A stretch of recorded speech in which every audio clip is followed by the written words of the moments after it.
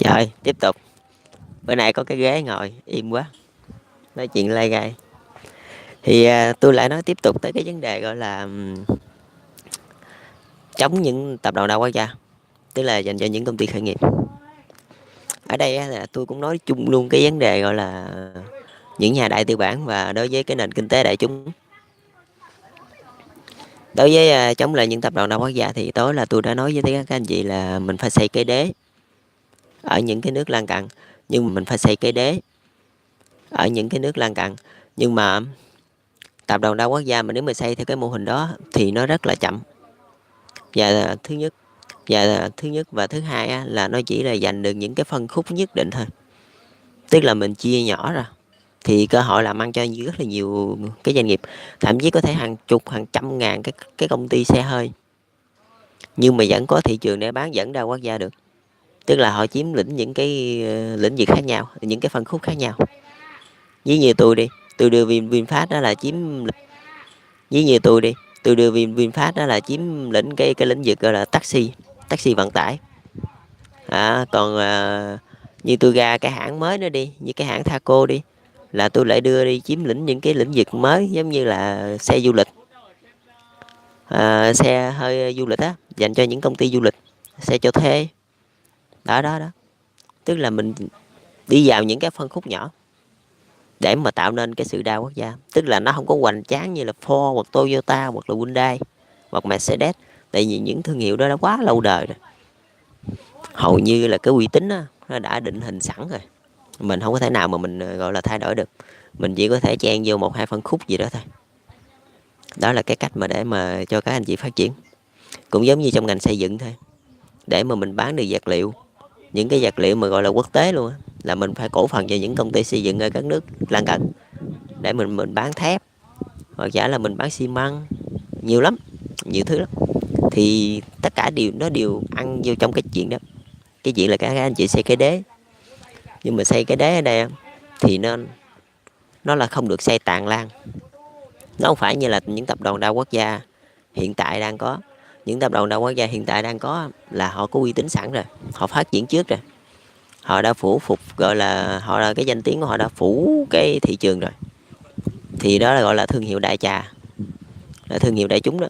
Còn khi mà mình phát triển sau là mình phải đi những thương hiệu riêng biệt, tức là cái nhãn hàng xe đó là chỉ dành cho xe taxi thôi,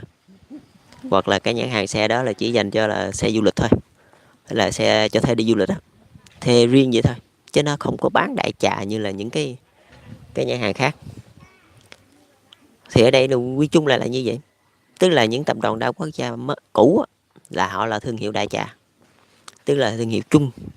Còn những tập đoàn đa quốc gia mà mới nổi luôn á là họ là những cái thương hiệu riêng, là những cái phân khúc nhỏ. Những phân khúc nhỏ ở đây là nó mang tính quốc tế nha, chứ nó không phải trong riêng một cái nước nào, như mình Việt Nam rồi xong qua Lào, qua Campuchia vậy đó. Thậm chí các siêu thị luôn vẫn có thể mở được, tất cả đều có thể đa quốc gia được, nhưng mà mình đi những cái phân khúc nhỏ hơn, mình đi vô những cái khoảng đường hẹp hơn để mà mình giữ chặt cái khoảng đường đó. Đó là cái đòi hỏi cái sự liên kết chặt chẽ, tức là những người đi sau luôn nghèo hơn những người đi trước. Tại vì sao? Tại vì cái uy tín thương hiệu của họ lâu đời, còn mình thì mới nổi, mình không thể nào bằng họ được. Mình có thể mà tồn tại mà gọi là đa quốc gia được, có thể là gọi là ngồi ăn mà chung bàn với họ được, đã là một cái vinh dự, đã là một may mắn. Tại vì không có một người nào mà có thể gọi là chịu được cái sức ép kinh hồn từ những tập đoàn đa quốc gia đâu, họ chịu không nổi đâu. Những người mới khởi nghiệp thì làm sao mà chịu nổi được cái sức ép. Như bây giờ tôi mở một công ty xe hơi đi, thì làm sao mà tôi chịu nổi được cái sức ép của Toyota hoặc Hyundai. Thì các anh chị thấy đi, như hồi mấy năm trước đó Việt Nam mở cái Vinasuki đó, rồi cuối cùng sao? Bị ép cho banh xác, đâu có phát triển được, đâu có bán hàng được, không thể nào phát triển được. Tại sao? Tại vì cái uy tín của những tập đoàn đa quốc gia đã quá trời hùng mạnh rồi, không thể nào phát triển được. Cũng giống như tôi muốn bán tàu thủy đi, tàu biển đó, thì tôi lại thành lập những cái nghiệp đoàn. Như giờ tôi nè, Việt Nam nè, đi qua bên Papua New Guinea để mà liên kết với Papua New Guinea để mà thành lập những cái nghiệp đoàn để đánh bắt đại dương, đánh bắt xa bờ đó, đánh bắt ở ngoài Thái Bình Dương đó, rồi chia lời. đánh bắt được vô đó mình xuất khẩu một mớ mình xài bán cái sau đó, nhưng mà có lợi là mình chia đó. Mà khi mà liên kết như vậy á, nó sẽ có cái đường đi nước bước, tức là nó sẽ có một cái gọi là cái đế để mình có thể bán tàu. Khi mà Việt Nam hợp tác với Damen của Hà Lan đó, để mà đóng tàu biển đó, hoặc là hợp tác với những cái tập đoàn lớn của Nhật Bản hoặc là của Mỹ đóng tàu biển đó đó đó. Tức là tôi bán tàu là tôi bán vô những cái chỗ đó đó, chứ tôi không bán đại trà, tôi không phải những cái thương hiệu lớn, tôi đâu phải những cái thương hiệu như là nổi tiếng lừng danh đâu. Mà tôi bán như đâu phải là Metalsat của Mỹ rồi, thì họ nổi tiếng rồi, muốn bán đâu mà trả được. Còn tôi mới nổi thì buộc lòng tôi phải bán vô những cái chỗ gọi là chật hẹp, những cái chỗ là tôi có chân ở trong đó thì tôi mới bán được. Chứ còn mà tôi bán khơi khơi thì các anh chị mà bán khơi khơi các anh chị làm sao mở được, các anh chị không bao giờ đa quốc gia được. Tại vì họ họ đã giống như họ phủ phục cái thị trường đó rồi, cái danh tiếng của họ là kín hết rồi, ai cũng biết. Mà nếu ai cũng biết rồi á, thì mà mình mới ra rồi đó, mình lại cạnh tranh với họ, cạnh tranh ngang mặt, mình làm lại đâu, buộc lòng mình phải vô hẻm, mình đâu ở đường cái được, mình phải vô hẻm. Rồi nói chung tổng quát lại là mình phải xây cái đế, tức là dành cho những tập đoàn mới nổi từ đây trở về sau, là phải làm bằng cách đó thì mới thành công. Chứ nếu mà các anh chị làng chạng, các anh chị đi thẳng ra đường lớn luôn, không, các anh chị cạnh tranh ngang mặt, giống như tôi mở trang web mà tôi đánh ngang với Facebook mà tôi ra đó tôi chơi solo solo hand luôn á, là banh xác liền. Khởi nghiệp mà làm kiểu đó là banh xác liền, làm kiểu đó không bao giờ lâu dài được, làm kiểu đó chỉ có một thời gian thôi là banh xác. Thì biết bao nhiêu trang web luôn, biết bao nhiêu cái gọi là cái phần mềm luôn, như Việt Nam có Zalo phải không, còn Trung Quốc thì nó lại có những cái phần mềm khác, cũng đều gọi là trang mạng xã hội, nhưng mà cuối cùng á đâu có đánh lại Facebook, đâu có đánh lại nổi, mà họ chỉ đang sử dụng theo cái tinh thần gọi là tinh thần dân tộc thôi, nghĩa là họ kêu dân họ xài, giống như Zalo của Việt Nam thôi, thì người ta kêu dân Việt Nam xài thôi, nhưng mà họ không có đánh vô những phân khúc hẹp, những cái phân khúc chuyên biệt là chỉ có một số người gì đó người ta xài nhất định thôi. Giống như giới văn nghệ sĩ đi, họ tạo ra cái web dành riêng cho giới văn nghệ sĩ là xong, là tôi đánh vô những phân khúc hẹp, tôi giao có thể quốc tế được, nhưng mà là tôi không có chạm trán thẳng mặt với lại Facebook. Tôi vẫn là mạng xã hội, vẫn có người dùng, nhưng mà không có chạm trán thẳng mặt với Facebook thôi. Cũng giống như Google thôi, hiện tại á, là chủ yếu là mình sạch ở trên Google đó, mình tìm kiếm đầy đủ thông tin, là một trang mạng đại trà, nhưng mà tôi lại mở ra một cái trang khác, cũng mục đích cũng là sạch y như Google đó, mà biết bao nhiêu trang khác đã mở rồi, nhưng mà không thể nào mà đánh lại Google được, không thể nào phát triển được. Tôi lại mở một cái trang khác, có thể ra quốc tế luôn, nhưng mà nó sạch, nó tìm những cái công ty sản xuất, những công ty bán hàng sỉ đó, thì nó khác hoàn toàn với lại Google. Google các anh chị sạch đó thì nó đại trà, nó sĩ có lẽ có đủ kiểu. Còn tôi thì các anh chị sạch chỉ thấy được những công ty mà sản xuất hàng lọt thôi, những công ty sản xuất người ta bán sỉ thôi. Giống như thép thì các anh chị mua 1 kg ở ngoài thương trường là $1 đi, còn các anh chị sạch ở trên những công ty sản xuất sỉ đó, họ bán sỉ mà họ đâu có bán lẻ, là một ký còn có 5 cent thôi đó.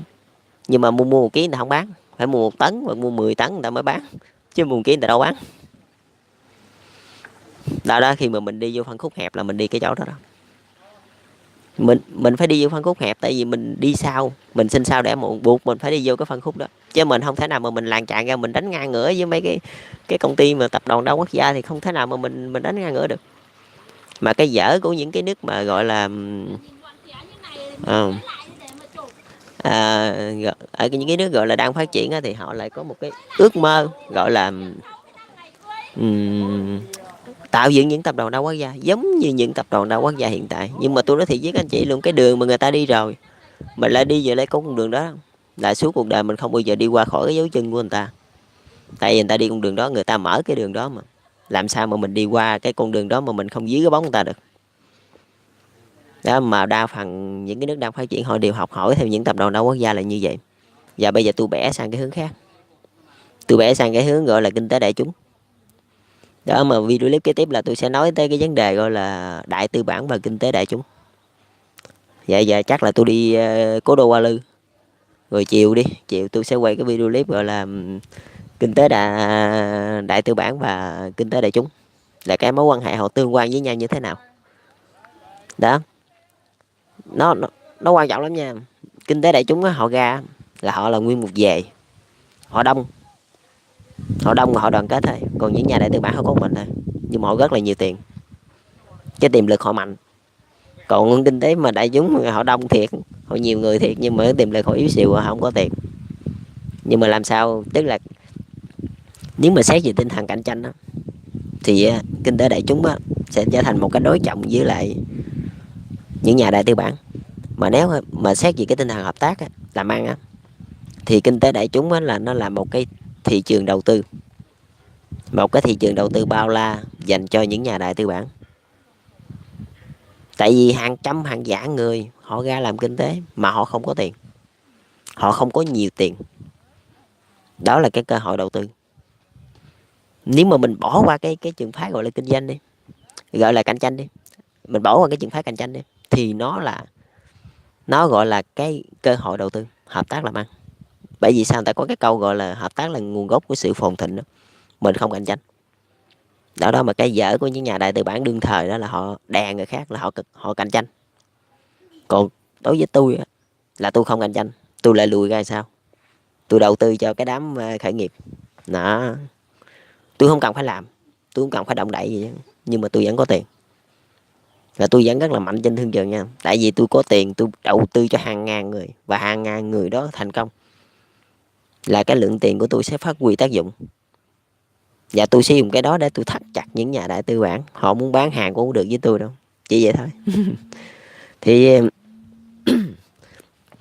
thì thôi, video clip kế tiếp đi tôi sẽ nói tới vấn đề đại tư bản và kinh tế đại chúng, mối quan hệ tương quan với nhau. Chào các anh chị, chúc các anh chị thành công.